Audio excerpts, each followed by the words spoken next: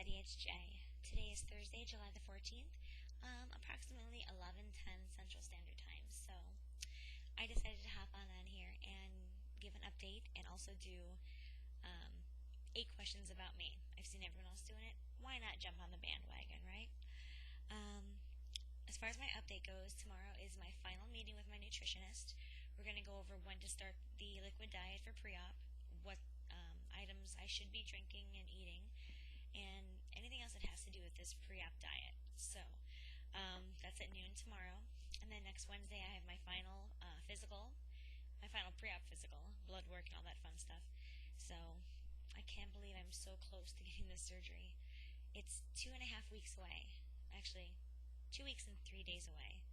It seems like just yesterday I just started on this journey, going to the seminar and doing all the evaluations, and it's been crazy. I never thought this day would come, so it's finally here. Still nervous. I don't think that's ever going to change, so just, you're always afraid of the unknown. You're always afraid of, what could go wrong and potentially. But my doctor made a good point to me. I asked him, what's the mortality rate of somebody dying on the table while you're doing the procedure? He hasn't had one person die on the table while doing the procedure. He had one patient who was a little older. He got a blood clot. And I know I will be doing a lot of walking to make sure that that doesn't happen. But other than that, I trust this doctor very much. I trust the surgeon very much. He also said I have a greater chance of getting into a car accident and dying on the way to the hospital than I do actually dying on the table. So that kind of made me feel a little bit better. Oh, goodness. How did you guys deal with it? How did you deal with the... I can't say the stress, but just thinking about it, just having to wait those 2 weeks, or when you're down to the wire and everything's going through your brain at 100 miles a minute.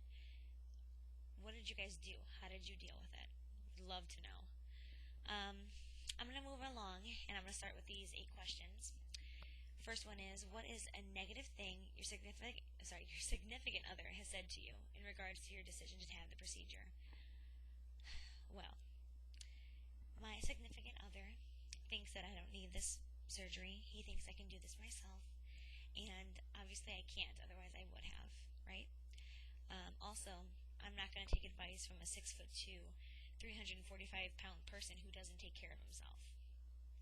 If he was healthy or if he whatever, then maybe I could definitely take more advice from him and heed his warnings and things like that. But no, can't do it. Question number 2. Something I have eaten that I vow to never eat again.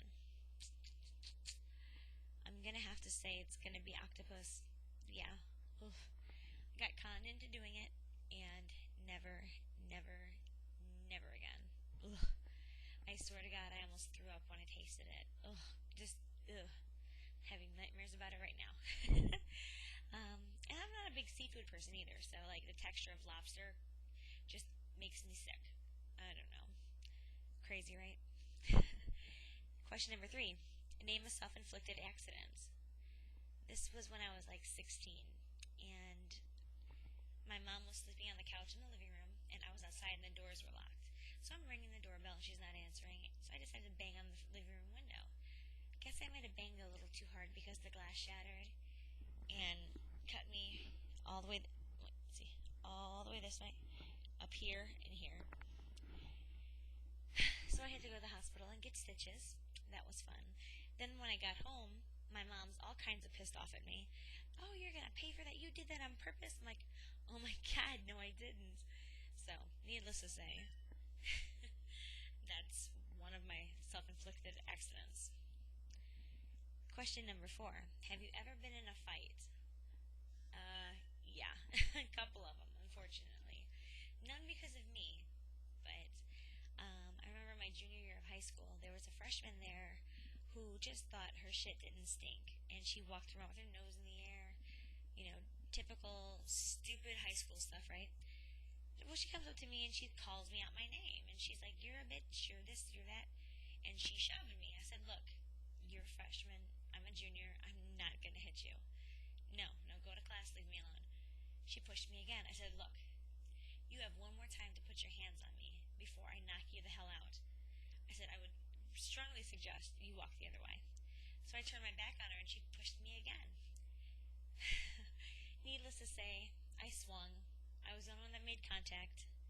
And it took 3 teachers and 2 paraprofessionals, aka hall monitors, to pull me off of her. Yeah, it was a fight over nothing. Whatever. Well, a week later, her and I ended up becoming friends, and we're still friends to this day. Ironic, right? Let's see here.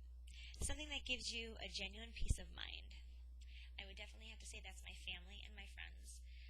My family is always there for me, regardless if we're arguing, regardless if I'm mad at someone or someone's mad at me. We are very, very close, and we are always there for each other. I'm going to go ahead and quote Miss Caroline Manzo from Real Housewives of New Jersey, saying, "Let me tell you something about my family. We're as thick as thieves and will protect each other till the end." That is the perfect line for my family. Honest to God.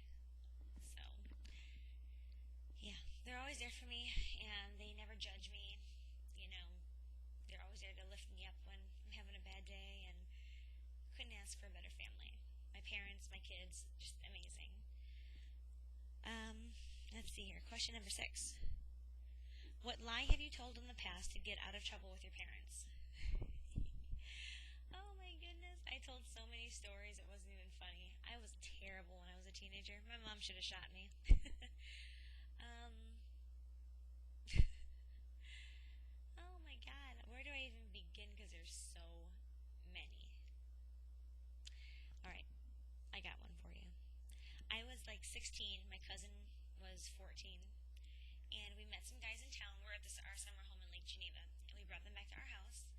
And we have, the refrigerator in the garage with the pops and the beer and all that stuff in it.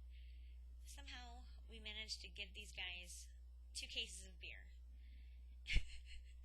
Oh my god. That's terrible.